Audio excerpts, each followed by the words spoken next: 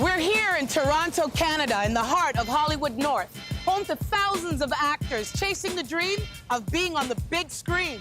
For many actors, their journey starts at the Toronto Monologue Slam, Canada's largest acting showcase. Every month, actors perform in front of a panel of industry professionals for the title of Monologue Slam Champion. On tonight's episode, 2 of those actors will perform their own original monologues with the hopes of making it to the finals. Welcome to the Toronto Monologue Slam on Bell 5.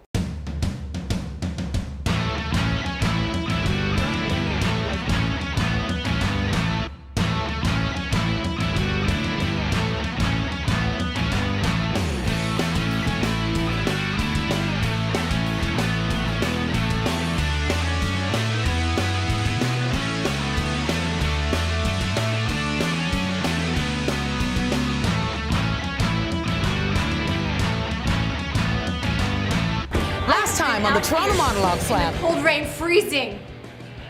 Getting beaten and abused and arrested. In these shoes? You know how much I fucking hate these shoes? Your sensory has to improve. I think that it just needs refinement. Ooh, good job. You want a cookie? Oh my God. We are having a discussion here and you want access to this cookie? I thought it was great. I thought this is a perfect choice for you. I thought it was very well written. You did a great job writing that. You just need to practice it, showing you. Thank you, Eluni. You're welcome.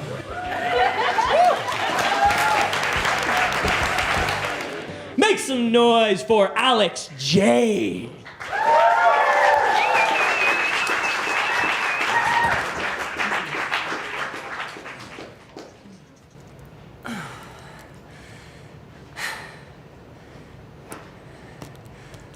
What would you do if that guy over there, that Borat-looking one on the inner thigh machine, what would you do if you just, like, out conscious? What would you do? Huh. See, that's the problem. Last Friday, I was supposed to go to Joe's house for her birthday, but it was just such shit weather. And I really didn't want to do the drive, so I decided probably better to de-stress, to go to the gym, as opposed to plumping up my ass with chocolate. So I decided to go to one of those 24-hour gyms. You know, the ones where they do like the 24-hour classes? Yeah, so I got there and entered the room and then realized that the equipment was missing. So I went to go look for the staff dude to help me out. Excuse me, do you know where the equipment for the... When I realized he was dismounting the defibrillator from the wall. Have you used one of those? Yeah. So I look over and I see this man, about 60, blue, eyes rolled back. I'm no doctor, but this guy looks dead. And I run over and say, excuse me, hi, I'm a first aider, can I help? Staff dude walks over, puts a frickin' defib down, and then takes a few steps back. Has anybody called 911? Are you kidding me? Why is everybody just standing and watching? So I got on my knees, turned on the defib, and listened to the prompts. It said apply electrodes. So there's diagrams, so I did. And oh my God. And then he wasn't that hairy, so I didn't have to shave him, but the shaver's in there. I applied the electrodes, and then it said, stand clear, assessing heart rate. So I said, stand clear. Stand clear, everybody. Again, why the isn't anybody helping me? So, turn on the defib, the electrodes are applied, and now it says assessing heart rate, shock advised. What?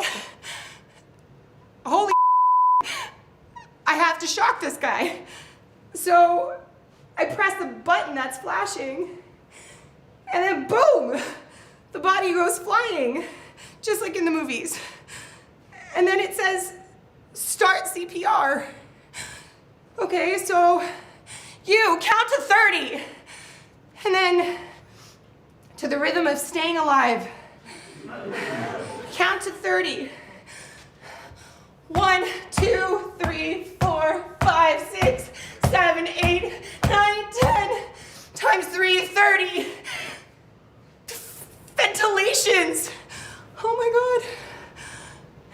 He's just like a dummy, Alex. He's just like a dummy. Okay. Okay.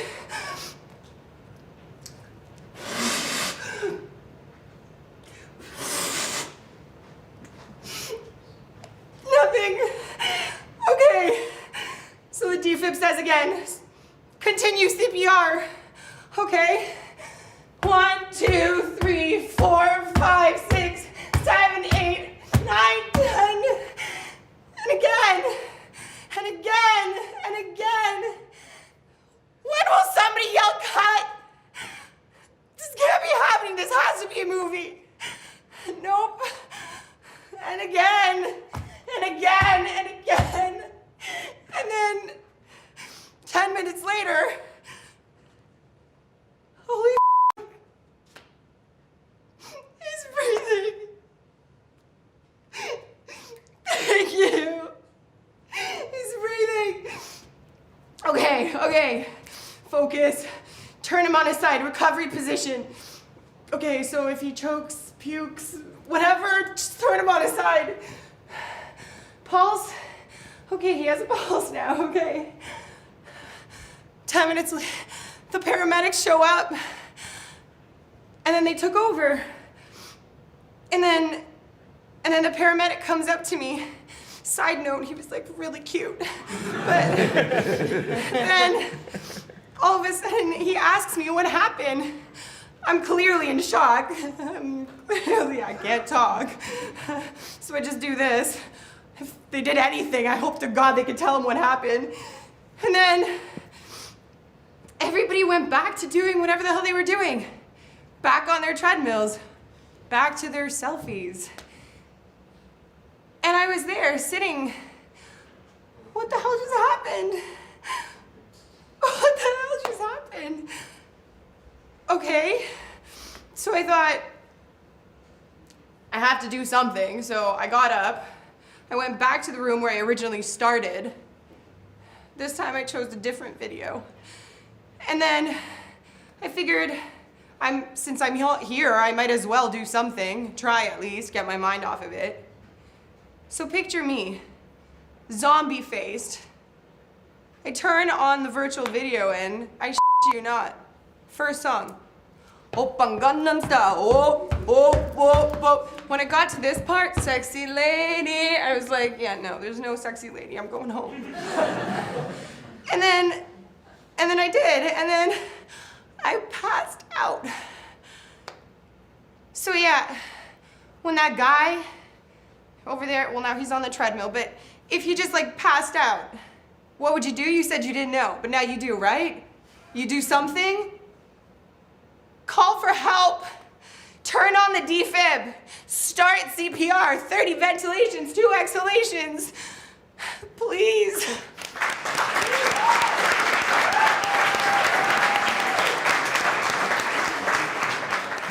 So for anybody that doesn't know, that's actually a true story. Alex J legitimately did this and saved somebody's life. So round of applause for her.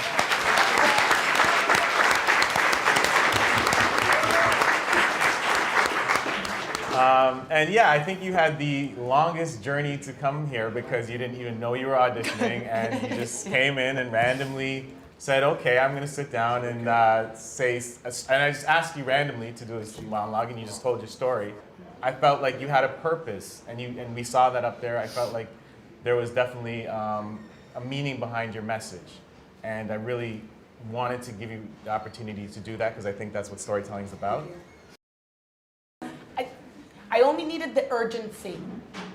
And, so you have to like pick the moments when that's going to happen, right? So because you're going to the flashback and you're telling the story to the person, right? So you're doing both sides. So in the side where you are actually saving the person's life, it has to be faster, so that when you come back into in the normal setting, it slows down again.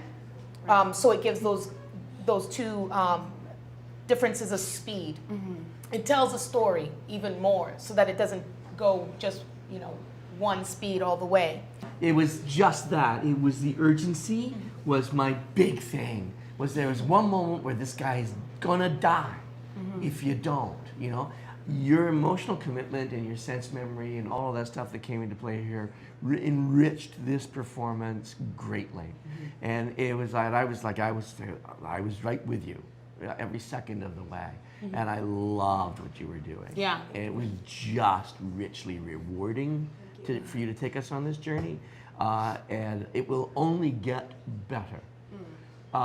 You gave us humor at exactly the right moment. We were about to be exhausted from it. Right. And that's very clever and very sophisticated. And congratulations. Thank you.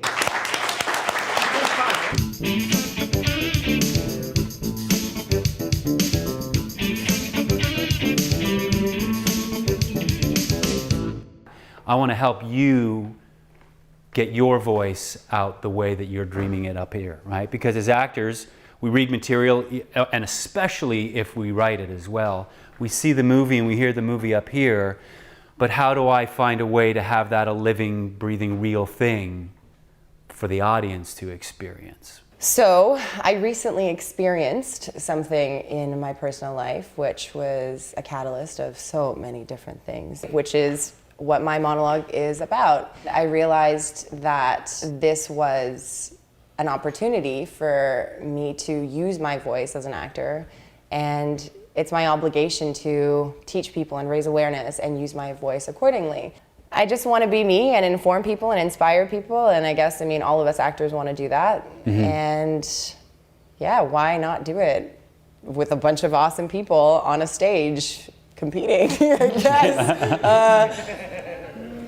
So tell us who you are, where you're from, how you got into acting. I am really scared of being honest about why I act, because the only things I've ever learned about how people connect and why people experience being human the way they do, all those things I've learned through actors. I've learned it through plays and films, and I'm always trying to figure out the meaning of life.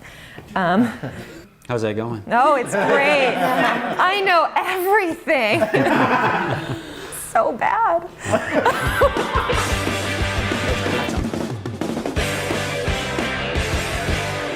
Next up, ladies and gentlemen, our next performer, she's also a lawyer.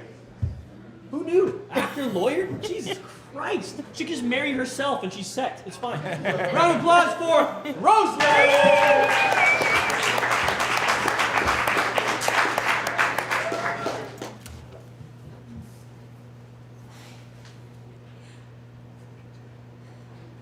I understand. There's a biological difference between men and women.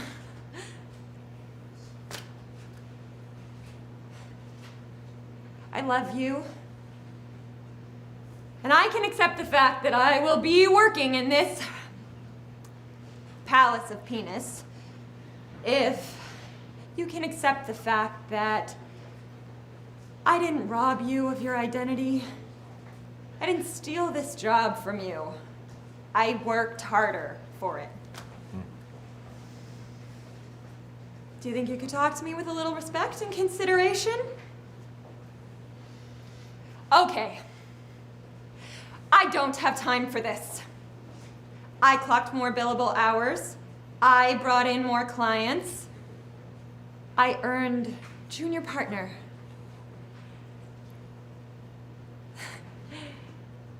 I love you, but I cannot pass on this offer. All you did was sit at home, watch YouTube videos, and wait for your innate masculinity to bring you success. So,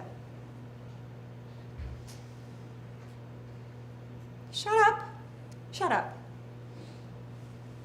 You don't understand how much stronger I have to be than you, how much more I have to deal with just to get here.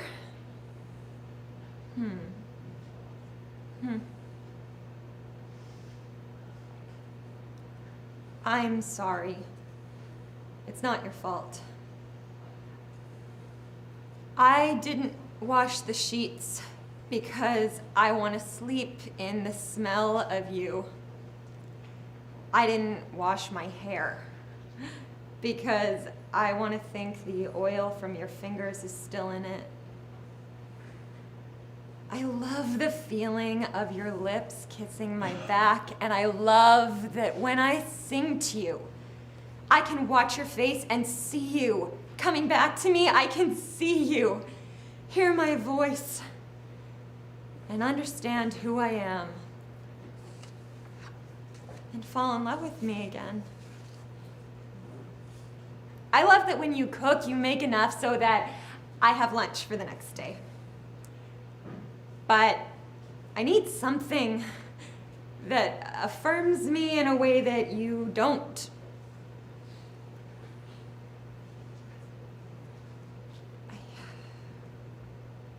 So how can you leave?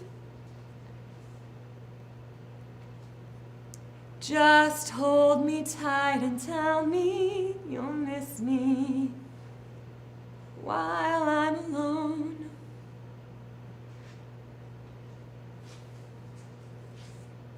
Yeah. Bye.